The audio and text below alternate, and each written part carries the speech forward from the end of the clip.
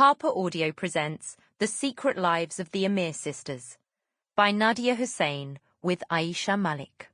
Read by Avita J, Aasiya Shah, Anjli Mohindra, and Maya Saroya. Chapter 1. Fatima. It's going to be fine. I wiped the palms of my hands on my trousers that crinkled from the sweat. Before I realised it, my hand lunged towards my bedside drawer, shuffling around to try and find my stash.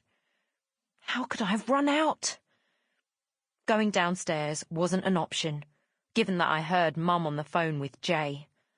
That's the first time he's called in 2 months. Every time after a conversation with him, there's always this odd kind of quiet that's filled with trivial stuff like, "Did you get the toilet paper?" and "Let's rearrange the family album."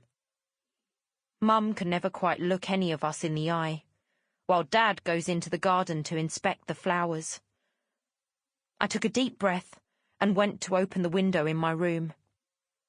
Just as I'd predicted, there he was, standing with his hands on his hips, staring at his begonias.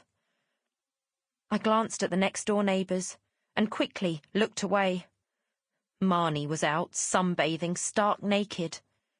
My eyes hovered towards her again. Amazing, isn't it? She hasn't a care in the world about who's looking at her and what others might think. What about all the insects in the grass?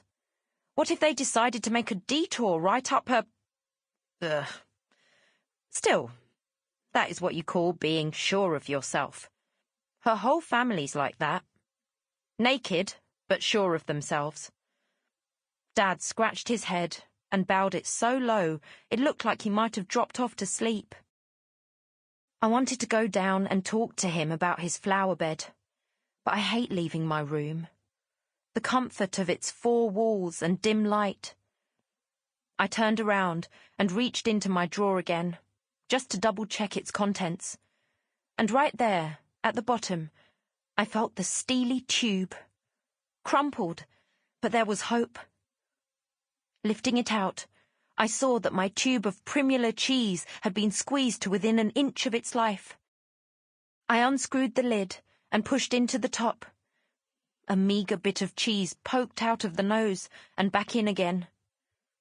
Just then, I heard Mum rapping at the kitchen window. "Jay Sabba? Come inside," she said to Dad.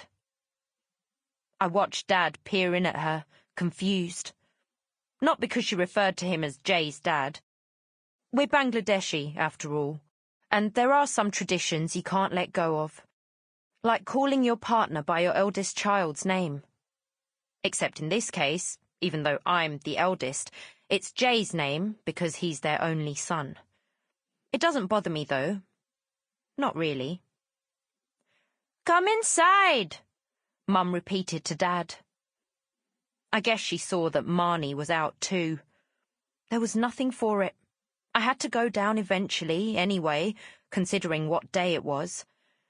So I made my way down the stairs and into the kitchen. "Don't be nervous," said Mum, as I sat down at the table. "I'm not," I said, trying to smile without wanting to be sick everywhere.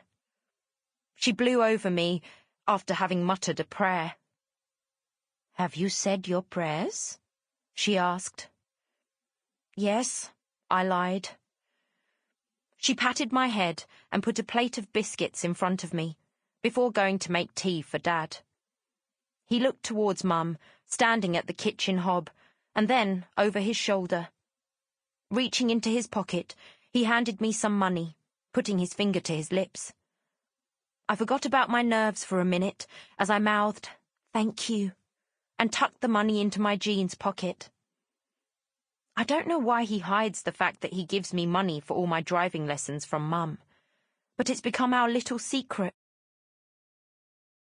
"Remember," he said, clearing his throat. "You look into the rear-view mirror every few seconds. They will pass you." "That's what you said last time, Upper," said May. Sample complete. Ready to continue?